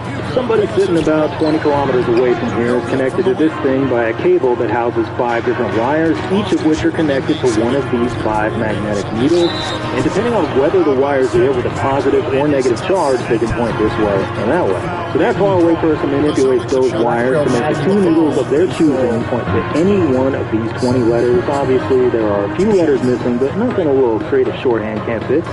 And of course, once they send a message to you, you can use these keys down here to manipulate the wires and talk to them. So yes, you can quietly, discreetly, and instantly talk to somebody 2 towns over. This is amazing. This is something that might have gotten you burned at the stake a couple centuries prior. The problem is the wire. In this era, it's pretty much always going to be the wire. A 20-kilometer stretch is tough to maintain, especially in 19th century England, where it's subject to the whims of constant rainfall and legions of bored Dickensian street urchins. It's so prone to fouling up and breaking down that they don't even really bother trying to expand this line into a larger constellation of lines. But the discovery of electromagnetism is enough to capture the attention of the world, including that Samuel F.B. Morse. Samuel F.B. Morse is a classic, Tim, one desperate for attention and fame. His original plan was to win widespread recognition as a painter. He was technically proficient at it. His work was good for what it was. But he preferred to paint sitting portraits of politicians, aristocrats, or otherwise notable people, in part because he seemed infatuated with the ruling class and he badly wanted to be part of it. But art was going in a different direction. As Kenneth Silverman noted in his biography of Morse, Lightning Man, American art was experiencing a shift. People no longer just wanted to stare at famous guys. They wanted scenes they found familiar, celebrations of everyday life, people whose postures and expressions told stories, people who the established art world had always ignored and forgotten. And if not that, get wild with it. Take the biggest swings you can and try to capture an epic on canvas. Morse had no interest in either approach, though. He just wanted to keep on doing his sitting portraits of famous people, which would be perfectly fine, but just like the Tool Man with his incessant jokes no one liked or wanted, Morse felt like he was owed acclaim. He should not have to evolve as an artist. Everyone should come to him. When they didn't, and his career predictably fizzled out as a result, Morse gave up painting entirely and collapsed into embarrassing fits of self-pity, melodramatically describing art as a mistress who had abandoned him. So what do? You're a big-time crybaby and a complete loser who still wants to be world famous. Find the next wave. Accounts differ as to what actually went down during a voyage Morse takes in 1832, in which he overhears some others discussing the wonders of the electromagnet. Morse will later claim that right here on this ship, he is the first to come up with the idea of the electric telegraph. This is objectively and categorically not true. Many others had already been experimenting with this for years. But a full 5 years later, he'll be so convinced it's his idea that he actually writes a letter to the ship's captain and a few of his passengers trying to track down who spilled the beans. Even if someone did, Morse, it's your fault for flapping your yap all over the ship. However that really went down, Morse arrives home and gets to work building his telegraph. You know, the trouble is, Samuel F.B. Morse and Tim the Toolman Taylor have spent all their time in the arts, with Morse a painter and Tim a showman, consumed with shoehorning stand-up material into a home improvement show, instead of going out there and getting their hands dirty. And it really shows. You want to know what it looks like when Tim tries his hand at woodworking? This. And you want to know what it looks like when Morse tries his hand at woodworking? This.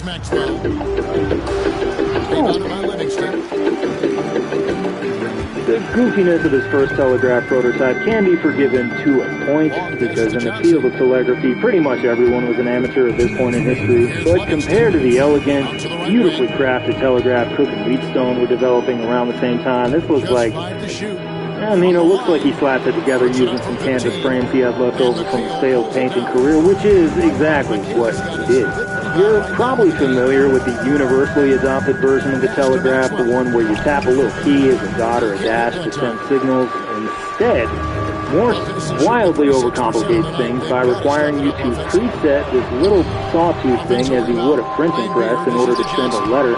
Weirdly impressive in its own way, but still pretty silly. You then run that thing across this thing, which trips the battery, which sends a charge to this little electromagnet, which makes this big, menacing pendulum swing back and forth, which brings us to the one game-changing innovation that we do have to give Morse a lot of credit for. At the end of the pendulum is a pencil that scrapes against this paper ribbon in order to record the signal. This is big. The Cook and Wheatstone telegraph was simple enough for anybody to use since it just pointed to letters, but the signals were ephemeral. The needles would only point for an instant, so they'd have to be sent slowly enough for the receiving party to look up, read the letter, look down, write down the letter.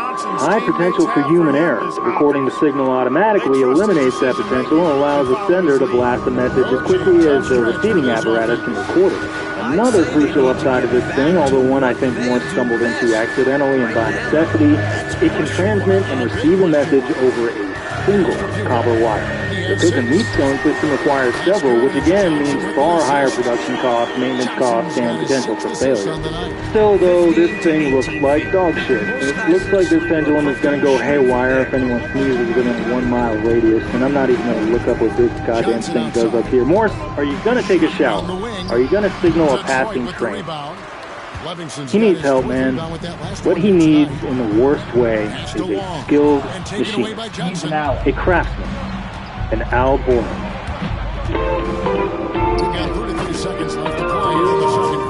Alfred Vail. Look at that. His name's even out. The similarities only begin there. He's generous, industrious, humble to a fault, and kind of an unheralded genius. Most importantly at the moment, he's an excellent machinist who's capable of dramatically improving and optimizing this thing. Vail happens to attend Morse's demonstration of his device at NYU and offers his services. Even better, his dad ponies up some initial investment in the use of his ironworks. Morse and Vail decide to divide and conquer, and this is when the Al-Tim dynamic really begins to present itself. Vail heads to Jersey and gets to work on designing and building new telegraph equipment that'll look a lot more similar to this. Clean, efficient, effective, built with the utmost care and craftsmanship. But elegance such as this is always wasted on a Tim whose purpose is to misuse it, if not destroy it outright. For the filigree work around the edges, I used the Binford scroll saw. Nice job, Al. Every time you know he's going to find a way to screw it up, and you think you know how dumb it's going to be, and every time it turns out you have no idea. Morse files what's called a patent caveat, basically a sort of pre-application that you send to the patent office to let them know you're going to send them an official application later. So, granted, it is kind of a rough draft, but... dude... come on, man. You gotta be shitting me. The thing about doing a first, second, third draft is that they're different things. You should probably go get more paper to write on. You don't just write the second draft on top of the first draft. Some of this is in pencil, some of it's in pen. Sometimes the stuff written in pen is more important, sometimes it's not. Stuff is just crossed out instead of erased. If you squint through this crap long enough, you'll see illustrations of Morse's sawtooth apparatuses. These are the things that are fed through here. Using various combinations and keys, you can use them to signal pretty much any number you want using these 10 blocks. 1 notch for the number 1, 2 notches for the number 2, etc. Morse designates 1 notch for the number 0, then apparently realizes he already used it for the number 1, so he just scribbles a new 0 over here. What kind of shit is this, man? You gotta get it together. I think this speaks to Morse's general lack of empathy toward other people. Just as Tim is the host of a tool show and is terrible at using tools, Morse is the nominal progenitor of a system for connecting to other people who has little interest in connecting to other people. He has no regard for the poor saps in the patent office who are actually going to have to make sense of this thing. His art career torpedoed because of his total disinterest in paintings that were either of or for the common person. And just wait till you get a load of his dictionary system, which expresses nothing but outright contempt for you and me and any other unfortunate soul who might ever attempt to use it. You want to try it? What's your name? Tola. Today we're going to do something a little different. I'm sure you're probably familiar with Morse code, right? This is definitely not that, although at first it kind of seems that way. Since you can use those sawtooth things to send numbers, those numbers are then encoded as these letters. With these letters, obviously, you can form words, sentences, and paragraphs, and poems, and whatever you want. That's all we need. That's a wrap, right? Not if you're Samuel F.B. Morse, who has decided, for some reason, that it's also important to assign a number to every word. You know how many words there are? A lot. That's how many. You're probably asking, why do you need to assign numbers to every word when you can already spell any word you want? Let me tell you, I'm as lost as you are. I have no idea why Morse thinks this is necessary. Now, this sheet here can only fit 2,700 words. It would be bad enough if this dictionary were only 2,700.